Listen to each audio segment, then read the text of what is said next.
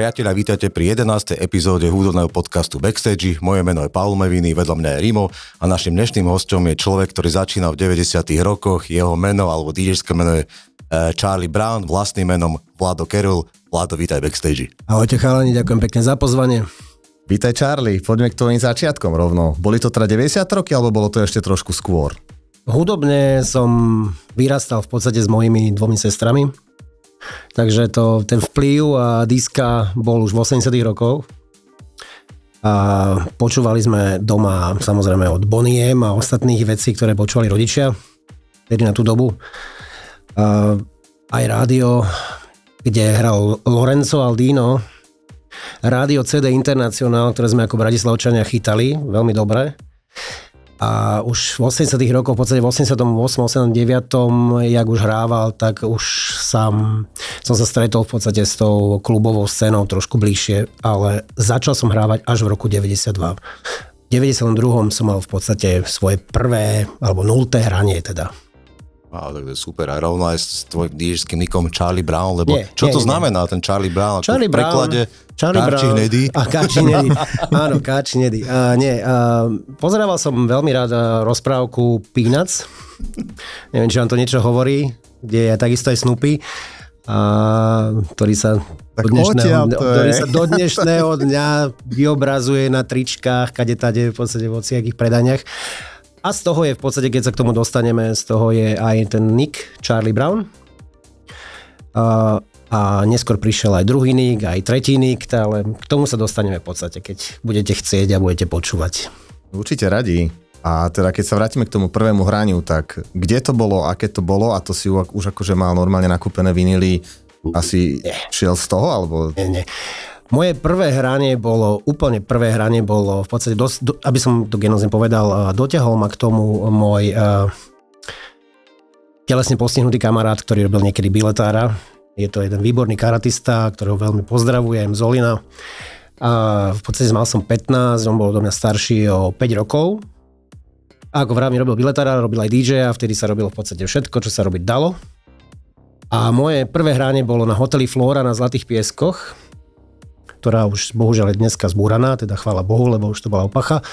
No a druhý DJokej, náš spoločný známy, ktorému sa takisto potom dostanem, Karol, hrával na Evone, ktorá bola bližšie teda k Zlatým pieskom, to bol pub Evona.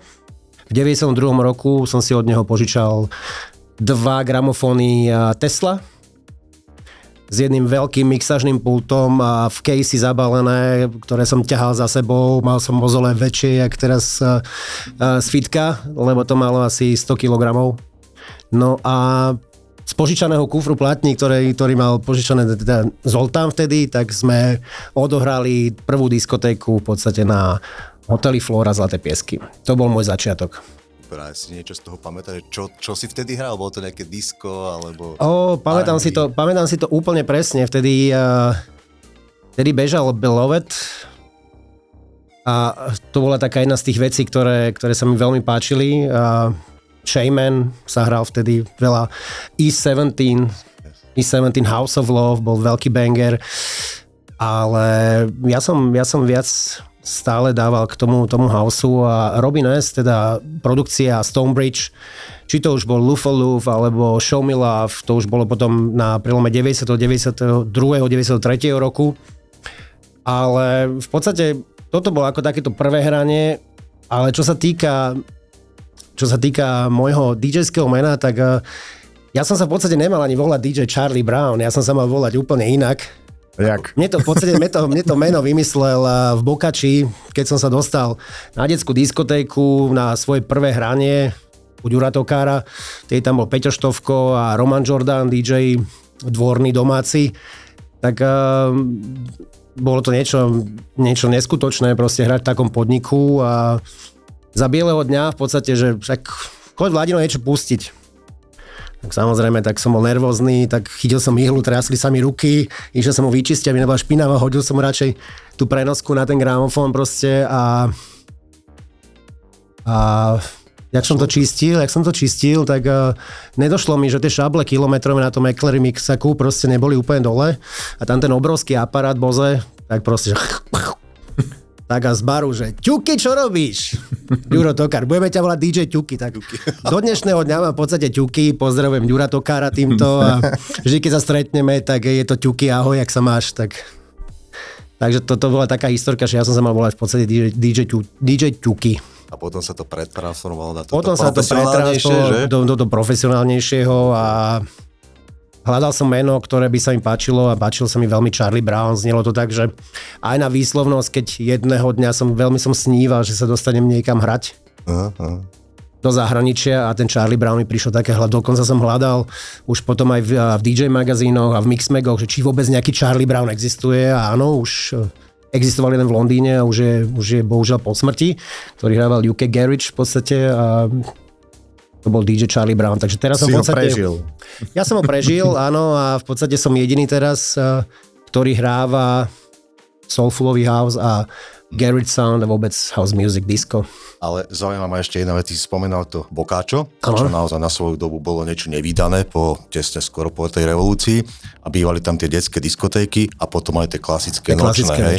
A tie detské, lebo ja si pamätám aj tiež, že som zo Stredného Slovenska, tam bol tiež jeden klub, kde bol najprv kvázi taká tínežerská alebo detská diskotéka, to bolo, že do 6. Áno. Potom sa to trošku vyčistilo. Presne, tuto to bolo, myslím, že do 8, áno. A to isté bolo aj v tom Boccacciu? Toto bolo aj v Boccacciu, áno, myslím, že od 16. do 20. hodiny to bolo. A toto si už presne nepamätám, že Monstro Techno Party, som bol na prvej Monstro Techno Party v 93. Dokonca mám odtiaľ aj plagát, do dnešného dňa je veľmi komický. Neviem, kto to navrhoval, ale robil grafiku vtedy, ale je to, dvaja roboti sú tam vyobrazení proste. Jeden s penisom, druhý bez, takže zapadajú do seba a to bolo Monster Techno Party, ktorú hral Ďuro Tokár a Peťo Štovko. A neviem, kto tam bol vtedy pozvaný, či DJ Čerla, alebo niekto z Talianska, lebo Juraj chodil veľmi veľa aj nakupovať platne na Rimini, takže do disco pijú. Bola to taká pre mňa nezabudnutelná doba a nezabudnutelná časť života môjho. A čo sa tam vtedy ponúkalo na bare? To ma zaujíma. Pri detských diskotékach? Pri detských diskotékach v podstate tam boli nejaké limonády a ja som priznám sa moc som ani vtedy, ani ma nezaujímalo nejaké, že piť alebo niečo. Ja som úplne žil tou hudbou. Žil som tým, že som mal otvorenú pusu a pozeral som sa na chalanov, jak hrajú. Strašne som to proste nasával. Takisto som chodil ja som Dubravčan rodený, chodil som do Royal klubu Dubravka, kde hral v podstate moja najväčšia influencia do hudobného života bol Jaro Bojda, ktorý hrával úplne inak, ako hrali všetci a proste to sa mi páčilo. Páčil sa mi ten US Sound, US Garage, vokálový house, ktorý tu hrával fakt asi len on a Lacko Miky Mikuš. A samozrejme Julo Loderer, ktorý mal ten archív neskutočný, ale Royal Club bola tiež taká proste diskotéka, ktorá bola vtedy na top úrovni Bratislava. A jak to vyzeralo v tej Bratislave? Teraz si hovoril, že niečo na Zlatých pieskoch, niekto volá čo v Dubravke, no dneska je to úplne inak, všetko sa centralizuje na, dá sa povedať, nejaké centrum alebo bližšie okolie. Ale vtedy to bolo inak, nie? Každá štvrť mala pomaly nejaký svoj klub. Každá štvrť mala svoj klub, presne ako si to povedal, Rimo. V Dubravke bol... Labene? Nebolo Labene v Dubravke? Labene už bolo veľmi neskôr. Bavme sa o 90. rokoch, ak sa bavíme 90. roky, tak Royal Club Dubravka, Danis, ktorý bol v podstate jednu zastávku električiek od Konečnej. Tam bolo RM-ko, ktorý bol úplne na Konečnej, Skleník, kde hrával takisto môj veľmi dobrý nebohý kamarát Maťo Jendek, ktorý tam robili diskotéky s Mickým. Potom neskôr to bola Louvra, ešte neskôr to bola Rosnička a toto bola len Dubravka. To sa bavíme o Dubravke. Potom ideme do Karlovej Vsi. Karlova Ves nemala len Casey, Karlova Ves mala Kamel. To bol jeden z tých legendárnych podnikov, ale najlegendárnejší podnik v Karlovej Vsi bol Rio. To je, myslím, že teraz vodné múzeum a to bol podnik, kde sa dalo navečeriať v podstate kedykoľvek v noci s balkónmi, proste podnik na wow, že padol by si na zadok v dnešnej dobe. A to boli 90. roky, to bol 92., 93. Tam, kde stojí teraz v podstate IKEA, na druhej strane bolo Capone, tam sme mali RMC rádio, ktoré som niekedy tvoril ja s DJom Jošim, sme mali reláciu 5x60 to stereo, takže Bolo toho fakt veľa. No a takto vznikala vlastne tá scéna na Slovensku, že viac bavíme sa o tej bratislavskej scéne a dá sa povedať, že ty si patrí medzi tých priekopníkov tej houseovej scény, lebo treba povedať, že dosť silná tu bola technoscéna a môžem za seba povedať, že tej houseovej ako naozaj bolo menej mien než tých techno DJov. Viem, že dosť silný bol aj východ. Bol tam napríklad Ronald Kadela, Maroš Glaubíc, alebo Dodo DJ Junior. A vy ste vlastne boli také, že východ-západ, ja som vás tak vnímal, že toto je tá východná vetva a vás takú tú partičku, takú západnú. Je to tak, alebo... Je to v podstate tak, ale tu si už zasa preskočil dobu od 93. do 96. roku, ktorá, ja som, priznám sa, od 94. do 96. vôbec na Slovensku nepôsobil.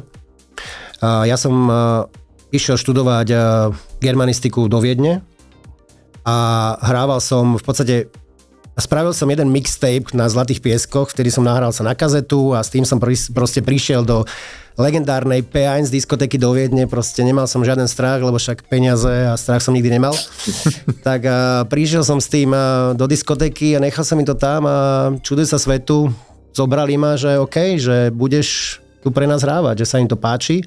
Tak som sa dostal do viedenskej P1 a neskôr to bolo Vinyl Mania, obchod, ktorý patril v podstate labelu Gig Records, Markusovi Špiglovi, ktorý vydával také mená, jak je Peter Auhofer, nebohý Club 69, ktorý tam samozrejme aj pracoval.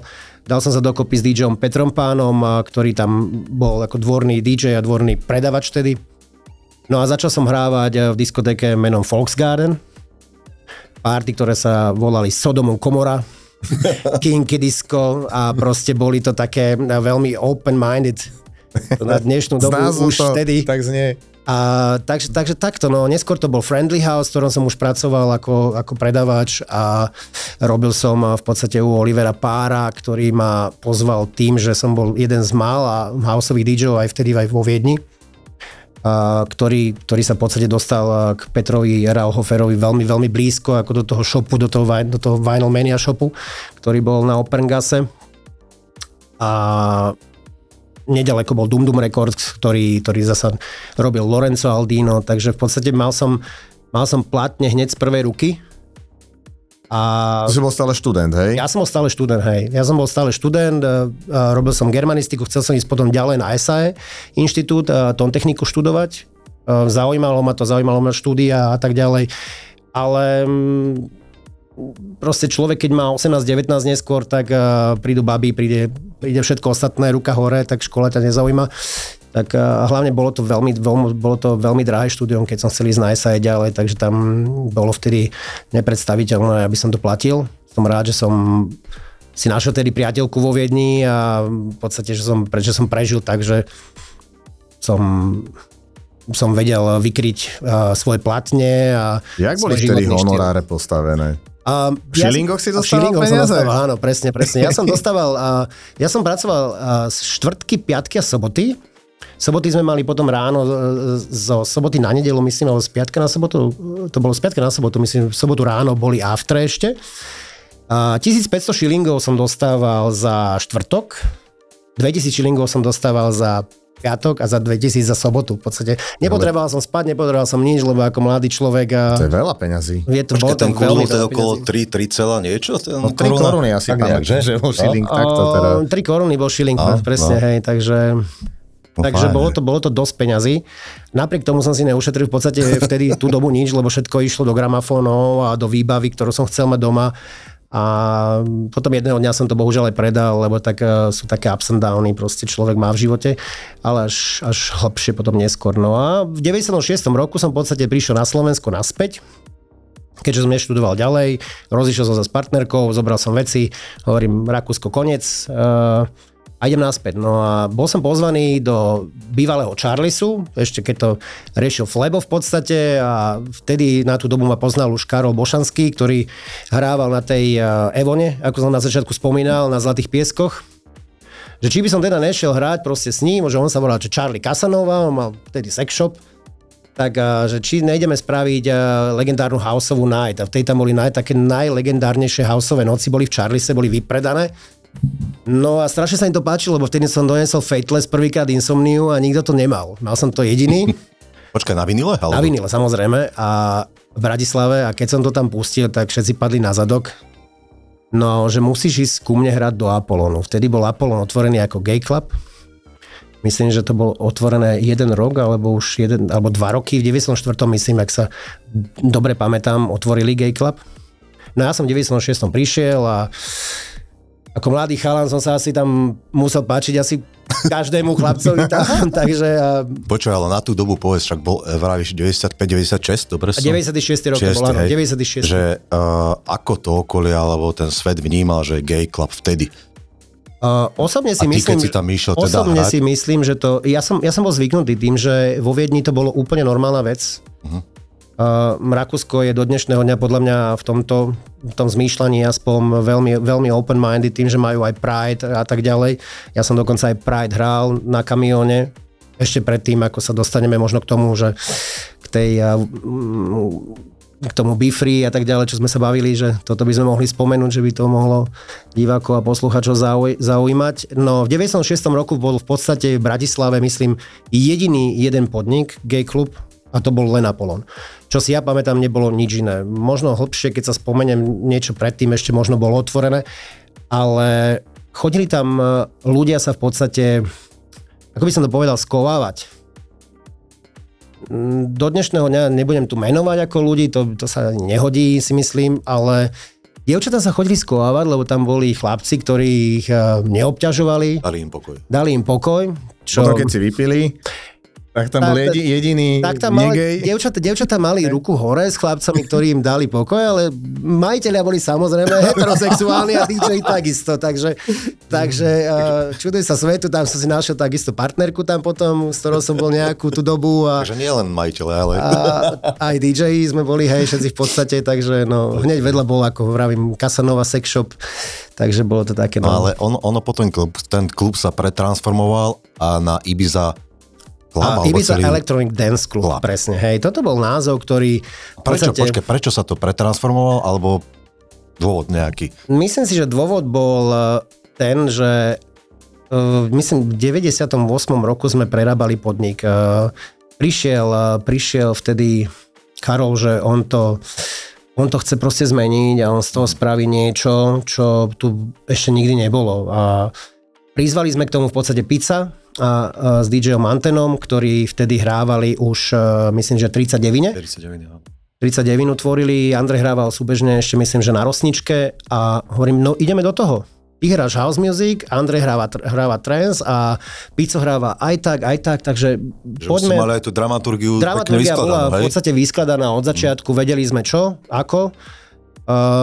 Len tých financií bolo menej a všetko sme robili svojpomocne, takže búracie kladivo a ideme zrušiť celý bar proste, takže takto sme to riešili. Si búral, maľoval, ťahal kábla, večer ste hrali, hej? Všetko, v podstate sme do mesiaca, myslím, že sme postavili klub Ibiza. Ak sa nemýlim, do dnešného dňa viem, že bol tam v strede miestnosti, neviem, či tam dokonca aj ten kanál ešte stále nie je. Je tam v strede kanál, ktorý sme vyložili pieskom, dali sme do neho mušle a proste ľudia sa báli na ňo vstúpiť, lebo tam bolo proste hrubočízne sklo, ale bolo to úžasné. Tam také detaily na ten 98. rok, proste RCF zvuk sme tam dali, bol tam vynikajúci laser, vynikajúci aparát, výborné zázemie pre DJ-a. A hovorím, tvoril som ten klub v podstate ja, Karol Bošanský, DJ Pico a Antena. Kto do toho klubu chodil? Jak vyzerala vtedy tá scéna? Dneska sa chodí baviť teda nejaký typ ľudí. Jak to vyzeralo vtedy v tej Bratislave? Ja si veľmi dobre pamätám, vtedy mi Karol dal na starosti, tým, že som poznal veľa DJov zo zahraničia a tým, že som pracoval vo Viedni a žil vo Viedni, tak v podstate všetkých tých známych DJov sme ťahali z Rakúska. Najznámejší bol DJ Sanchez, ktorý prišiel hrať a to nezabudnem, že hore sme mali podnik je dole, to klembovitý starý priestor, v podstate pivničný s 2,5 miestnosťami, v podstate jedna vstupná hala, taký maličký parketík, čo bol niekedy parket, z toho sme spravili bar a potom sa išlo kúštik ďalej a tam bol veľký tanečný parket. V podstate s DJ-ským pultom. Čiže ale kapacita, dajme tomu, že 200 ľudí, ja si myslím. 250, to by bol úplný strop, že tlačenica sardinky. No a čuduj sa svetu, hore bolo také nádvorie, v podstate s krásnou fontánou. A tam sme spravili módnu prehliadku. Vtedy som oslovil, myslím, že Zuzku Kanisovú, ktorá mala Zoe. Spravili sme tam módnu prehliadku a následne, že bude party. No a čuduj sa svetu, vonku 250 ľudí, vonku rada. Takže takto. A my sme boli sold out. Takže toto boli tie začiatky Ibizy, na ktoré nikdy nezabudnem. Televízory, proste, kde stále išlo video do kolečka v slučke, proste z Ibizy, party. Už tedy na tú dobu, ale stále sa bavíme o tých 90 rokoch. To je 98, 99, hej. Musíme povedať, že to boli naozaj divoké roky. Divoké. Aj mafiánske. Áno, veľmi divoké. Nás by zaujímalo, že či tie skupinky mafiánske ovplyvňovali nejak chod takýchto podnikov, lebo hovorí sa, že áno. Máš nejakú historku, alebo že... No, my sme boli veľmi dobre chránený podnik a hlavne ono to tak fungovalo niekedy tých 90 rokov, že čašníci a DJ sú nedotknutelní v podstate. To je potrebný personál. To je potrebný personál aj v dnešnej dobe, lebo dobrý čašník a dobrý DJ sa nevidí každý deň, hlavne aj čašníci už v dnešnej dobe a servírky. Ale boli sme dobre chránení, mali sme výborných biletárov, mali sme výborného majiteľa, ktorý nebudem menovať, do jakej skupiny možno patril, ale stalo sa mi napríklad taká veľmi, veľmi krutá vec, na ktorú nikdy nezabudnem, do konca života asi. Hral som v podstate živé vysielanie Fun Master Mix. My sme v podstate boli s klubom Extreme prví, ktorí sme začali vysielať naživo Fun Master Mixy od 12. hodiny v piatok večer z klubu Ibiza alebo z klubu Extreme z Bajkalu. A Hrám, je začiatok v podstate, všetci ruky hore a zrazu niekto tlačí z môjho kolena. No ja pozriem a pištol na kolene a zahraj mi okamžite funky. No a tak už nebohý Jano Takáš, tak ho rýchlo potom chalani zobrali, že poď Janko, že však my tu ideme naživo do fanrádia a podobne, tak ho zobrali potom dozadu asi na nejaké iné veci pohostenie a ja som si možno tak trošku cvrkol a Jak si dohral ten set pre Boha? Dohral som ho, klepali sa mi nohy, ako v tom prípade už som prestali klepať ruky na gramofónoch, alebo tak vždy to živé vysielanie bolo proste o tom, že človek chce dať to najlepšie zo seba, aby nespravil žiadny kick, aby ti na to BPM-ko nechodilo hore-dole. A hlavne sa to inak hrá z tých rámcov, povedzme si, jak v dnešnej dobe, keď to majú ľudia nagridované a toto... Ideme k tomu a práve preto som sa pýtal na túto dobu, lebo poviem aj jednu príhodu mi napadla, niečo podobné, čo si zažil ty v tých 90 rokoch. A keďže pochádzam zo stredného Slovenska, hral som v jednom klube undergroundovom, ale vyslovene undergroundovo, fakt bol pod zemou, bol v Brezne, volal sa M-klub a za éry Mikyho. Okay. Som tam hral, mali sme nejakú fakt, že techno akciu, hej. Zrazu z toho DJ-ského pultu som videl aj, kto sedí v bare, respektíve za barom a tak ďalej. Zrazu pozerám, že príde taká skupinka holohlavých chlapcov, od Mikyho samozrejme, nie. A vrajím som, no už je byť prúserný, ale hovorím sa, páli, kľud, to dáš. Hrám si, zrazu pozerám, príde taký, ja neviem ako ho nazvať z tej partičky, nazvime ho Kindermafiánik, príde za mnou, prosím ťa, Jano Ambros na Telgarte hrajú. A že sorry, že to ti nezahrám, že... A on kľudne otočil sa, nie, a vtedy 60 kg si hovoril, jaký si ty kápo, ako si odfajčil, nie, hrám si a zrazu iba ťuk po pleci a Kindermafiánik s väčším mafiánikom a praví teraz. A mal, že je takáto akcia, teraz. Chceš, nechceš, musíš zahrať. Takže áno. Na Telgarte hrajú, musel som to dať, takže podobné skúsenosti ako ty. Tak to poznáš. Aspoň si to zmixoval nejako. Cut a ide. No, dopoviem teda tú príhodu, boli tie klasické playere, ktoré ešte nemali tie výhody, ako majú terajšie playere, hej. Klasika, ideš si, tak som taniel a pustíš pod na Telgarte hrajú. Teraz by to bolo možno znova zaujímavé, lebo však ale v takej TikTok verzii napríklad. Áno. Takže to len odbočka k tomu, ale naznačil si zaujímavú tému a to je to gridovanie alebo príprava trackov v dnešnej dobe, čo v minulosti nebolo. Nie, Ty si veľký zástanca vinilov, to treba povedať. Áno, som. Čiže vieš veľmi dobre posúdiť, aká je príprava, čo sa týka, keď si pripravuješ tracky, už keď si aj doma, alebo teda na placi, a ako je to dnes. Vidíš tam určite veľké rozdiely a my vieme o tebe, že stále sa ti páči viac mať ten dotyk, ruku na gramafóne a hlavne páči sa mi to, že ono sa to dá aj v dnešnej dobe, samozrejme do dnešnej doby kupujem aj nové vinily, vychádza toho kopec, lebo ľudia si myslia, že nie, že nevychádza a je jednoduchšie na transport zobrať si 2 USBčka plné trackov, ktoré si kúpim na Tracksource alebo Beatport.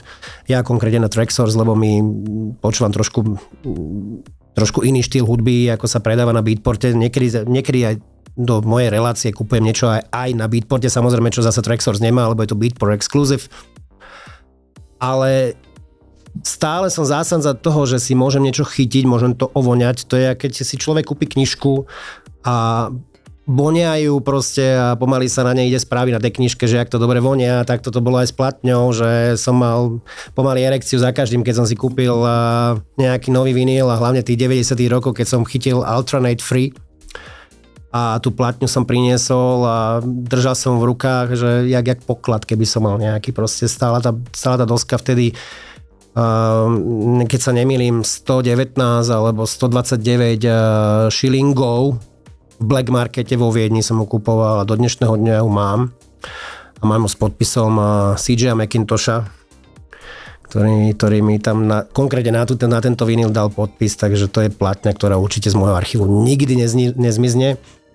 Ale jedná sa o to, že aby som sa k tomu vrátil, každý jednu tú platňu, ktorú vyťahneš z toho DJ bagu alebo z toho kufra DJského, vieš, ktorá strana ju máš hrať, kde je dabka, kde je akapela a tak ďalej a tak ďalej.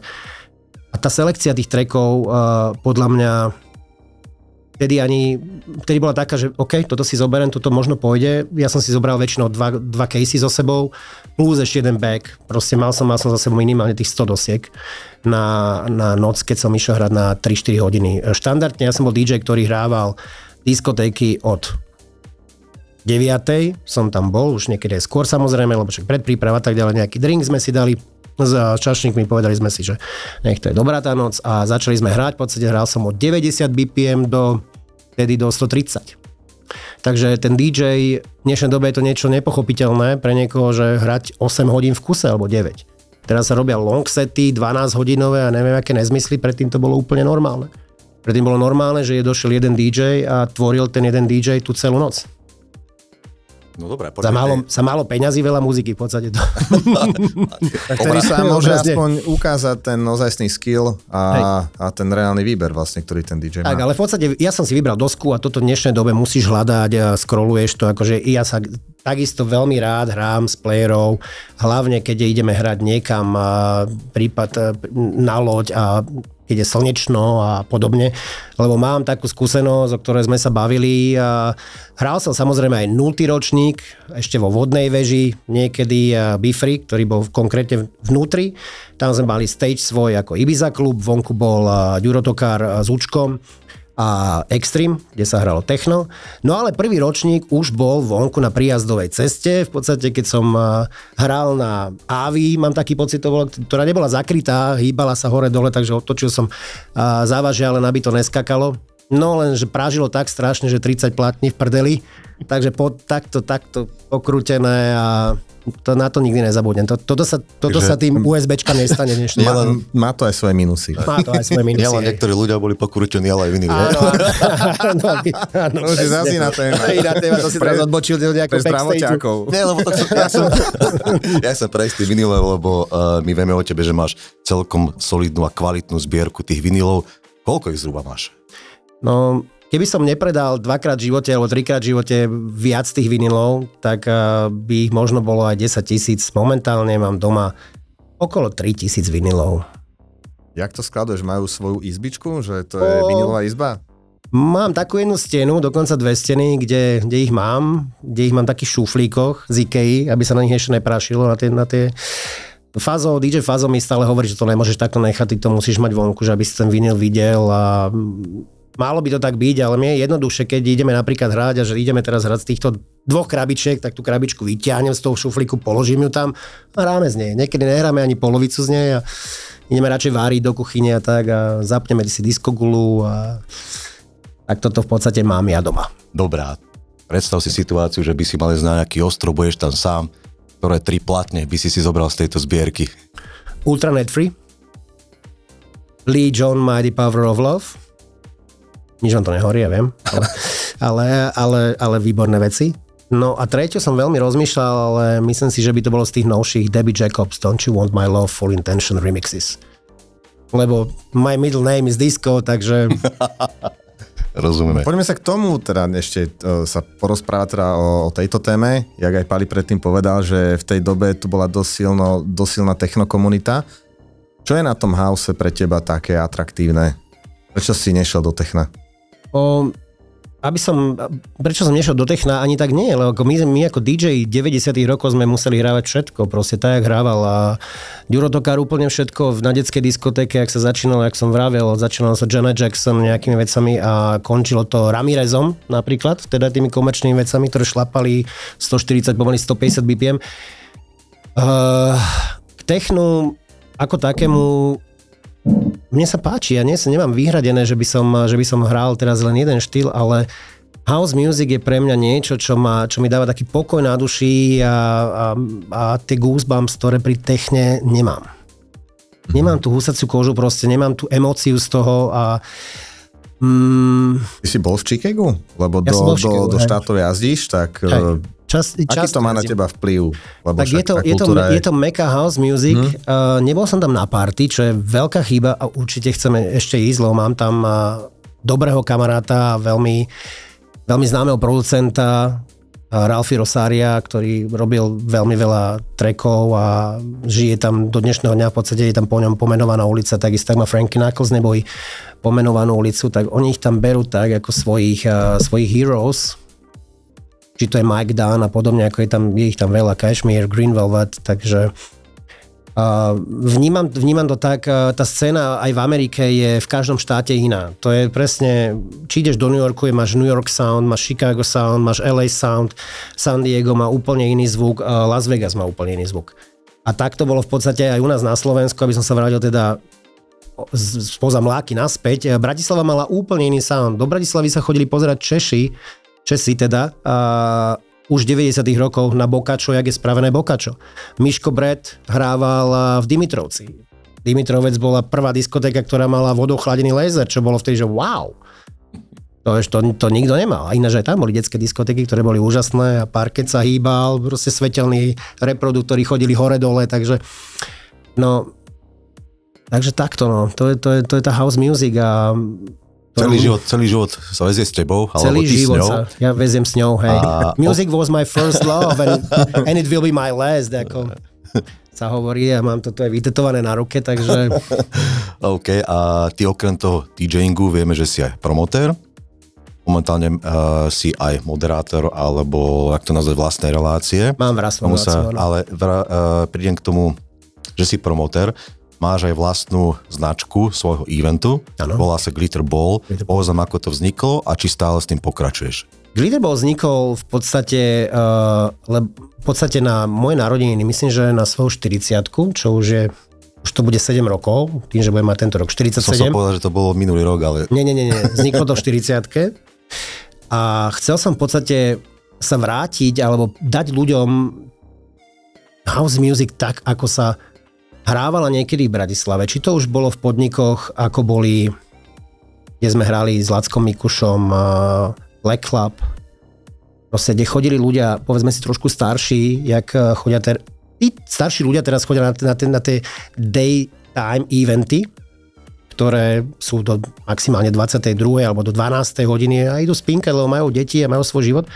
A chcel som to priniesť proste aspoň raz do roka, tak som spravil na svoje narodeniny a môj event sa v podstate preslávil na tých decembrových narodinách tak, že jedného dňa ma zavolali, že či by som nešiel tvoriť teda naspäť reláciu, lebo ja som robil rádio RMC pred veľa rokmi. 5x60 ako stereo, jak som spomínal, s DJom Joškom Skácelom a rádiu RMC. No a už pomaly... Ešte treba povedať ten Glitter Ball, ak si dobre pamätám, alebo sme teda zachytili, stále sa tam hrá len s vinilou. Hrá sa len s vinilou, hej. Striktne s vinilou. Je to one night only a len striktne vinyl. Na túto party si moji kamoši po väčšine vyberajú vždy, že čo mám hrať. A stále hrajú, aj tak zložen si stále ten back, ten istý a v podstate niečo tam prihodia, ale je to raz do roka a je to úžasné. No mali by ste určite prísť pozrieť. S kým tvoríš túto akciu? Tvorím to s mojimi, dá sa povedať, že jak bratmi, ako s Lacom Mikušom, s Walterom, DJom Fazom. Mal som pozvaného aj Jara Bojdu, ktorý nám bohužiaľ zahral ešte, keď bol v stave, keď ešte hrať vedel. Potom mu bohužiaľ zdreveneli nohy a už sme ho nevedeli nájsť, že kde je. Tak sme ho hľadali, že či náhodou nepadlo, my to robíme na lodi. To na lodi Riva, ako na pontóne, ktorý samozrejme jazdí, ale ako báli sme sa, lebo je to december, či náhodou v nejakom stave sa nikdy nestratil v rieke. ale bolo to, čo som tam mal, tak na začiatku, tak som bol veľmi šťastný, že som ho po tých rokoch som ho zavolal, v podstate bola to moja podsta pre neho, aj nejako, že ho mám na narodeninách. No, aby som nezabudol mojich kolegov z Rádia City, a Robko Matejka, ktorý má svoju reláciu, Love of House Mix Show, alebo Showtime, DJ Heňo, Henry T. V podstate títo to tvoríme. Tvoríme aj tento rok, áno? Bude určite aj tento rok. Čakáme pozvánku. Určite. Rimo sa už vyhrážal už minulý rok, ale to nevyšlo. A vyhráme nejaké vinily aj my a v pivnici nájdem ešte niečo. V kľude, ste vítaní. U nás je to veľmi open, veľmi open. Začíname v podstate už o 8:00. Už o 12:00 už sa nikomu nechce hrať, takže to bude presne to, že... Tak to býva, presne. Tak, no. Máme tam dve krásne diskogule, veľké zavesené, pekné svetla vždy, DJ Fazo spraví a... Počuj, ale Fazo, on nebol viac také do R&B, hip-hop alebo rap, alebo... Fazo bol v podstate odjak živa od 90. rokov, keď sme sa spoznali, myslím, že to bolo v 97. 98.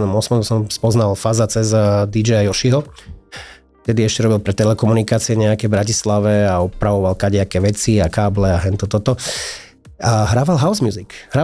Bol to reálny DJ, ktorý hrával klubové veci, či to bol Brothers in Rhythm. Proste vtedy sa hrávalo všetko. Vtedy ten DJ musel mať archív veľmi, veľmi, veľmi silný, aby dokázal v podstate hrať a konkurovať tým iným. Lebo inak by si nehrával. Neexistovalo, že ja hrám teraz len house music. To nebolo. OK. A pod týmto názvom teda máš aj reláciu na Radio City. Presne. Glitter Ball mám premiérovo každý piatok na Radio City od 18. do 20. hodiny a v repríze každú stredu od 18. do 20. hodiny teda na Radio City. My občas počúvame doma, je to taká príjemná zmena, keď porovnáme tú scénu dnes, ako funguje. To by ma zaujímal tvoj názor, že ako vnímaš tú dnešnú hudobnú elektronickú scénu Slovensku? Čo sa ti na nej páči, čo sa ti na nej nepáči, v čom je iná? Hudobná scéna na Slovensku, by som povedal s prepáčením, išla niekam, kde nemala ísť. Do Kytek, no. Ale nie. Ale nie je to také úplne... Je tu veľa chalanov, ktorí to robí veľmi, veľmi dobre. A myslím si, že veľmi dobre to robia chalani, či už Drahož, alebo v tomto prípade aj ty, ako MyBeat, ktorí zavolali veľa DJ-ov, čo sa mne osobne páčia z tej novej školy, teraz New School. Či už to bol David Penn, ktorý bol aj takisto aj v starej škole, tak, ako Kadok. Takže to bol hlavná jeho produkcia, alebo z tých novších, myslím, že to bola Riva Star tu bol, alebo tu bol z nich. Ano. Proste silný DJ, nikto to tu v dnešnej dobe takto nerobí.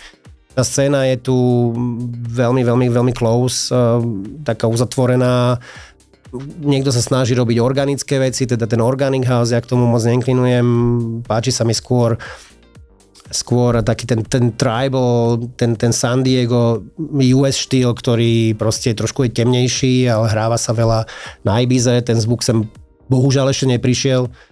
Alebo potom tie daytimeové, ktoré občas spraví DJ Pico niečo, také štýle Anjuna Beats, takéto, takže... Ale tá scéna... No neviem, mám taký pocit, že my ani scénu už nemáme, jak sme mali niekedy. Bohužiaľ, mám ten pocit, že sa nie vytráca je to... trošku z tých klubov, to s každým z tých hostí, ktorí tu máme, tak. Ale tie dôvody sme si x-krát už akože povedali, to je, možno by sme sa aj opakovali, ale ak by som mohol premostiť, aby sme aj stihli aj niektoré témy, ktoré ešte máme naplánované, že samozrejme vidíme na tebe, že s tým, že sa venuje stále tým vinilom, tak tie ruky narastli, že? Áno, to je z toho, že to nosím každý rok na život. Koľko váži ten bek? Koľko váži ten bek, keď ja som to priznal sa nikdy nevážil, ale keby som teraz chytil telefón a zavolám Fazovi alebo Lackovi Mikušovi, tak by mi to povedali takto z ruky. Ja si osobne myslím, že keď dám plný železný bek, podľa toho, keď ho mám odľahčený, keď tie staré begy, čo som mal, DMC-čkové, tak to bola katastrofa. To bolo ťažké, jak prasa. Ale okolo tých 40 kg, jak jednu ručku ťažkú, keď máš 40 kg. Takže 2 také mám v rukách, keď idem, potom som takto, mám jednu tašku, druhú tašku a v podstate tak idem na svoju Glitterball Night. Super, no. Ja chodíš domov potom. Po celej noci, keď hráš ešte toto všetko. Taxikom ovešaný a takto. Takže vlny sú tam, presne. K tým rukám. Pri výpadoch. K tým rukám, aby som to upresnil, samozrejme, aby aj diváci alebo poslucháči vedeli, že tak Vládko sa venuje aj fitness. A v poslednom období vieme, že pôsobíš aj v jednom fitku, kde vlastne sa spája aj hudba, aj to cvičenie. Áno, som 77 na Bekavskej. Čo tento trend napríklad? Hej, lebo povedali sme si, áno, momentálne dominujú aj nejaké day eventy, z tých klubov sa to vytráca a vidím často aj, že tá hudba aj v tých fitkách, samozrejme, že áno. S týmto nemáš problém, dúfam. Absolútne nie. 77 je v podstate 6 rokov som bol hlavným trénerom v tréningovej akadémie Miletička, kde som takisto žil v podstate s hudbou, s tréningom, s hudbou je to časť tvojho tréningu, proste ty potrebuješ hudbu alebo nejakú motiváciu, niekto počúva metal, niekto počúva rock, niekto počúva punk. Ja som ten, ktorý má rád počúvať tanečnú hudbu, či to už je techno, či to už je trance, alebo progresív, alebo house ako taký. A prišlo k tomu, že sme sa stretli po dlhej dobe so Šimonom, Sinekom a hovorí mi, že starý, že idem otvárať takýto koncept a ja som tieto koncepty poznal v podstate zo zahraničia v Maďarsku, je to úplne normálna vec, v Maďarsku sa takto bežne hráva všade, dokonca DJ hrajú live sety aj viackrát do týždňa v takýchto prevádzkach. No a hovorím, jasne, idem do toho, tak išiel som do 77 a tento koncept mi vyhovuje. Hudobne by som občas samozrejme niečo zmenil, ale... Kľudne to povedz. To chceme počuť aj poslucháči, aj diváci. Čiže koho tam Šimon nemá volať? O to nejde, to alebo asi... koho by mal zavolať. Alebo, hej. On akože musím priznať, že Šimon dáva je veľmi otvorený hudobným štýlom, ako takým. Do obeda sa hráva trošku pomalšie, po obede, keď chytí slinu, alebo občas niekedy do obeda chytí slinu a že ide si tam zahrať niečo, tak zahrať niečo komerčnejšie, čo sa mne konkrétne moc nepáči. Niekedy mi to príde také oplašené, ale v podstate mne osobne vyhovuje najviac house music. Keby sa hralo vo fitku 122 až 124 BPM, producenti ako Guy J, Hernan Cataneo, proste nech to je groovy, nech ti to nevadí, nech tam niečo neškrieka, nech tam nie sú dropy, nech tam nie sú proste zase dlhé plochy, aby to proste išlo. Ja na tom vnímam veľmi pozitívne, že veľa ľudí, čo chodí cvičiť a nevyzná sa vôbec v elektronickej hudbe, tak sa to vo fitku učí. To je úplne super. A tie komunity potom postupne chodia aj von, stretnú sa aj teda mimo toho športového režimu a to je veľmi pekné. Samozrejme, ak nedojdú tí, ktorí šupnú hneď sluchatka, idú si svoje, poväčšine hip-hop a takto, ale to sú asi ľudia, ktorí nenaštevujú tieto naše akcie. Čo tvoja produkcia? Skúšal si niekedy? Viem, že máš nejaký track, alebo mal si aj zo Sensorial. V podstate mám tretí track, bude vychádzať teraz, to sme trošku predbehli. Zo Sensorial máme s Morisom Revim správenú vec.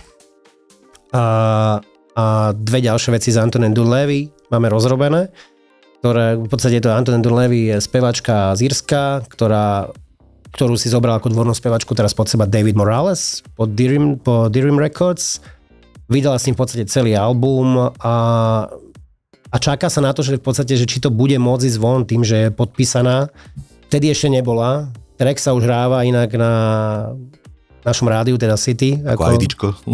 A IDčko to zatiaľ nemá, ako je to promo, ale je to proste Charlie Brown a Anthony Levy. No a verím, že to je to také disco viac. Prvý track bol 120 alebo 119, bol na ten spôsob spravená, jak by som povedal, takú influenciu trošku viac z Incognita, Always There, je tam taký klavírik použitý z toho, takže taký cap. Máš na to čas tvoriť hudbu, keď si takto busy? Nemám na nič čas, ale... Presne, ale je to úžasné, keď prídem domov a si vyčerpaný, lebo tí ľudia si ťažko, častokrát si milia osobného trénera, pracujem ako osobný tréner, dlhé roky a takisto som prezidentom asociácie slovenskej odnože IBFF Slovensko, takže mám aj tam nejaké povinnosti, ale je najlepšie, keď prídem domov a dám si či už slúchatka na uši a idem do toho svojho svetu. A vieš, čo je pekné, keď si spomenul, že si prezident tejto federácie, že organizujete súťaže. Áno, organizoval som tento víkend. Niekto nám prezradil, nachádza sa aj tu v štúdiu, že si tam pekne tú svoju hudobnú stránku pretavil a namixoval si nejaký tam podmas. Áno, robil som špeciálne, teraz som mal 0. ročník, v podstate mal som svetový šampionát World Cup 2025 Bratislava, teraz v Kultúrnom dome Ružinov, kde prišlo 42 pretekárov, bolo to na prvý ročník úplne, že nad moje očakávania. Nie som až v takom hlbokom mínuse, čo ma veľmi teší, lebo toto je čisto vec, na ktorých sa prerába, takisto na každej party sa prerába. Takže v podstate robíme to isté, len v rôznych odnožiach. Ale vidíš, to som chcel povedať, že vlastne prepája sa aj tá hudba aj s tým cvičením a jednak je na týchto rôznych podujatiach. Áno, spravil som v podstate vyššie hodinový mix, ktorý som zavesil pred 2 dňami na svoju SoundCloud page. A čuduj sa svetu je viac počúvaný, jak všetky ostatné veci, ktoré tam doteraz mám, lebo je to komerčný mix v podstate robený pre túto competition, pre túto súťaž, kde som použil veľmi veľa vecí, ktoré sa mne hudobne z tých komerčných páča. Či to už je Sonny Fodera, jeho produkcie, Kasim, Calvin Harris z tých novších vecí, Blessing, čo teraz vydal, je to síce 130, ale je to veľmi, veľmi vydarená, má tam dobrú spevačku, takže v podstate dievčatá sa na to vrteli, chlapi takisto a všetci. Jak by sa mal ten športovec cítiť, keď počuje tú hudbu, čo mu to má dať, akú emóciu?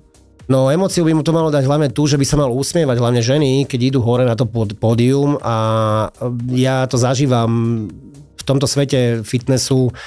A z toho profesionálneho som od roku 2008 v podstate na tých súťažiach, ešte keď bol Nikola Vajterová, ešte s Palom Korpašom, keď sme chodili, čo bol dlhoročný reprezentačný tréner Saxtu.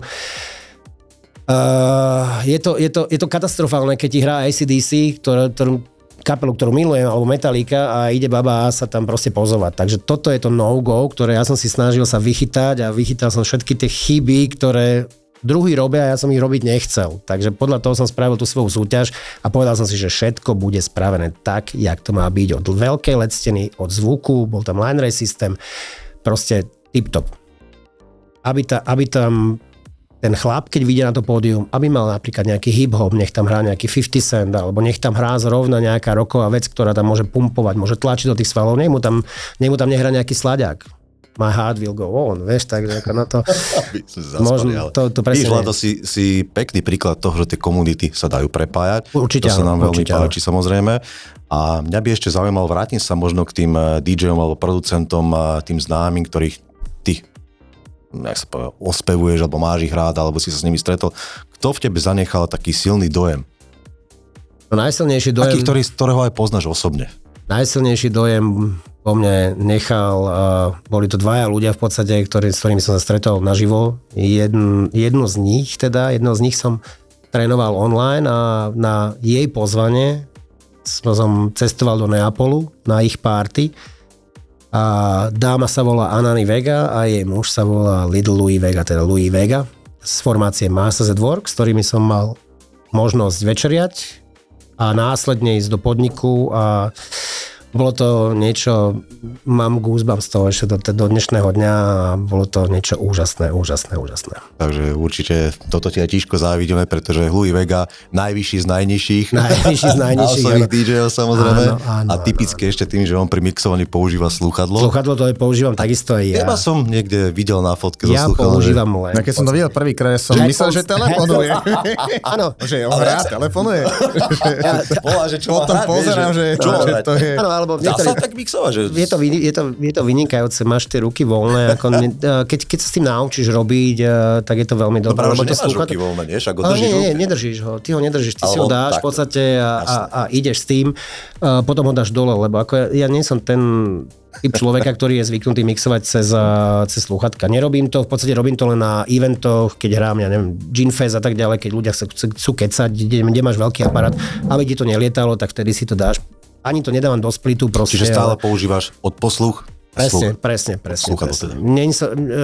žiadnom prípade si nepripravujem tracky, ani do dnešného dňa to nerobím. Negridujem si to, nahádžem to v podstate len do programu, do recordboxu a to je všetko v podstate. Aby mi to neutekalo nejakým spôsobom, tak to nerobím. Že žiadne master tempo a podobne tieto veci nie. Ja som stará škola veľmi v tomto a ja stále hrám cez vinyl mode, aj z 3000, proste není to, chcem ten touch tam mať stále s tým kvázi jak s tým vinylom. Sice si stará škola, ale máš ešte nejaký kariérny sen v tejto hudobnej branži, ktorý by si chcel splniť a ešte si ho nezažil? Kariérny sen by som si chcel splniť, stretnúť sa ešte s Davidom Moralesom, to je človek, ktorému zliadám, v podstate je to jeden z tých, z ktorého som si bral najviac influencií v 90. rokoch, keď som sledoval v Rakúsku vtedy, jak som žil, MTV Grind a on hral na pláži. Hral v podnikoch, kde boli tanečníci, v podstate to si viete dohľadať aj na YouTube. MTV Grind. Bolo s Moralesom a s Louie Vegom. A Louie tam bol mladý, Morales tam bol takisto mladý a toto bolo proste to, že tohto človeka, že toto chcem dokázať. S týmto človekom by som sa chcel stretnúť a možno, že si jedného dňa zahrať aj party. Mal som možnosť sa stretnúť s Dave Lee, teda s Joey Negrom, s ktorým som mal hrať dokonca Glitterbox v Dubline, v Red Nine k podniku, len nás zastavil COVID. Tak to bol najhorší COVID a to sa do dnešného na to nezabudnem, že sakra, tak toto mi ho zobralo v podstate tú možnosť hrať s takýmto menom. Lebo Dave Lee hral aj u nás na Slovensku, v podstate, keď si pamätáte, možno ty si pamätáš, tak Jopo robil vtedy disco event na Zlatých pieskoch, kde hral tam vtedy v podstate aj Mac s ním, Robbie and Mac, ako dvojica, hral tam Dave Lee s nimi, takže... Nebolo vtedy, keď Gašparovič tam na tej platni? Ja si to nepamätám úplne presne, ale myslím, že áno. Vtedy, že? Disco TV sa to volalo. No, vtedy to mohlo byť, že? A potom prišla búrka. Áno. Ja som mal vtedy 17, ja som tam bol. Takže toto mi to zobralo v podstate, ale takže to je David Morales je človek, ktorého chcem určite vidieť v nejakom daytime. Chystám sa do Pikesu na Ibize, je to podnik, ktorý je od 26 hore, kde v podstate musíš byť na guest liste, je to hotelový podnik, ale je to proste podnik spravený tak, že toho DJ si tam vieš tačnúť. Tam je proste o tom, že je tam tá atmosféra, je tam taká, jak som zažíval niekedy v tom Ačku, kde proste tí ľudia prišli a bol DJ-ský pult a takto na ňa pozerali, že... Že si bol priamo ako keby v tom backstage, takisto ako u nás. Presne. No ale vidíš, keď si u nás backstage, my vždy dávame takú podobnú otázku všetkým, najlepší alebo najhorší backstage. Máš nejaký zážitok? Najlepší backstage, ja som rozmýšľal, že ktorý bol najlepší, ale jednoznačne najlepší bol pre mňa s Ďurom Tokárom, keď sme nevedeli, čo od dobroty robiť. Asi už v tom backstage mali tak toľko jedla aj všetkého a sme sa tam ohadzovali šunkami už v Jumbo centre v Košiciach, tak to bolo také, no, to bolo fajn. To bol crazy backstage. To bol crazy backstage, áno. To sa mi celkom páči, na to nezabúdam, takže to je... S Ďurom Tokárom som aj zažil jeden backstage, ale myslím, že to není na túto reláciu. Takže dnešná relácia je o tebe samozrejme. Povedz nám, kde všade ťa môžu naši poslucháči alebo diváci vidieť alebo nájsť na tých sociálnych sieťach, lebo naozaj to, čo vlastne robíš, venuje sa tej houseovej music, myslím si, že málo kto to dnes robí. Všetci idú v podstate takým trendy štýlom. Áno. Čiže povedz nám, kde ťa môžu nájsť. Tak hudobne môžu nájsť a hlavne počuť každý piatok v premiére a každú stredu v repríze na Rádiu City od 18. do 20. hodiny, kde v podstate prvú hodinu hrám z tej svojej relácie Glitterball, venujem bootlegom a diskoveciam, k prerábkam a tú druhú hodinu venujem novým veciam, v podstate Ibiza štýlu, či to už je Kazim, alebo tým novým producentom aj Love Step a tak ďalej a tak ďalej. Stále to je house music. Čiže ak niekto aj zo slovenských alebo českých poslucháčov teraz nás počúva a produkuje, môžu ti poslať nejaký track? Môžu samozrejme. Môžu to poslať na djcharliebrown.sk@gmail.com alebo ma vedia nájsť takisto na platforme Mixcloud od DJ Charlie Brown Slovakia alebo na Soundcloude DJ Charlie Brown Slovakia alebo kto je trošku statnejší a nakupuje a nesťahuje len skladby halabala z internetu a v nejakých kvalitách, tak ide na Tracksource. A na Tracksource ma nájdeš takisto. Od Dobre. DJ Charlie Brown. Hodíme aj do popiskov nejaké odkazy samozrejme na teba. Využijeme túto príležitosť aj na to, že aj náš podcast nájdete na rôznych podcastových platformách. Vždy spomenieme Instagram, YouTube alebo Facebook a takisto Spotify. Všade stačí na vyhľadať alebo napísať v backstage. No a Vlado, ty by si pre nás mohol mať aj namixovaný set. Áno. Tak nám aspoň v krátkosti povedz, čo tam bude. Ja len medzi tým poviem, že toto nájdete potom na našom Soundcloude. Opäť stačí vyhľadať backstage. V mojom sete nájdete veci, ktoré mňa v podstate vystihovali v roku 90. Sú to veci, ktoré mám najradšej, moje srdcové záležitosti. Určite tam bude Alternate Free, určite tam bude už spomínaný Legion, Mighty Power of Love, bude tam Mood to Swing, bude tam veľa produkcií. Hotový playlist si nám tu povedal. Z 90. rokov, ale niečo pôjde určite aj z tých mileniových, keď sme, ako vravím, mali Ibizu, či to už bude Mojo Lady, alebo Spiller. No nechajte sa v každom prípade prekvapiť. Bude to groovy, sexy and always unique. Budeme sa veľmi tešiť. A teraz poďme ešte do matematiky. Koľko teda trvá tá tvoja DJ-ská kariéra? Od roku 92. No, koľko to je? Máme pre teba taký darček, pretože je to proste dosť. Oh my god. Týmto by sme ťa menovali za teda najvytrvalejšieho DJ-a, ktorý v našom podcaste bol zatiaľ. Že za vytrvalosť DJingu máš od nás takúto krásnu sošku, nakoľko ty teda rozdávaš ocenenia v rámci svojho športu a svojej práce, tak máš jednu od nás na pamiatku. Ďakujem chalani, ďakujem veľmi pekne. A ďakujeme za tú návštevu, prajeme ti všetko dobré, aby sa ti ešte podarilo splniť si ten sen, ktorý máš. A venuj sa tomu naďalej, je to super. Ďakujem. Ďakujem, že som mohol prísť, že som mohol porozprávať s vami a dúfam, že sa to dalo počúvať. Určite. Áno, my prídeme na niektorú z tvojich akcií, ako sme Budem povedali. Sa veľmi tešiť. Možno niekedy opäť ťa tu zavoláme a predsa na záver by som ešte jednu vec povedal, že práve touto časťou podcastu sa stávame aj súčasťou ZAPO, to znamená zábav podcastov, takže nie len na našich platformách, ale aj na ZAPO platformách nás nájdete. Vlado, ešte raz díky. Všetko dobré. Ďakujem.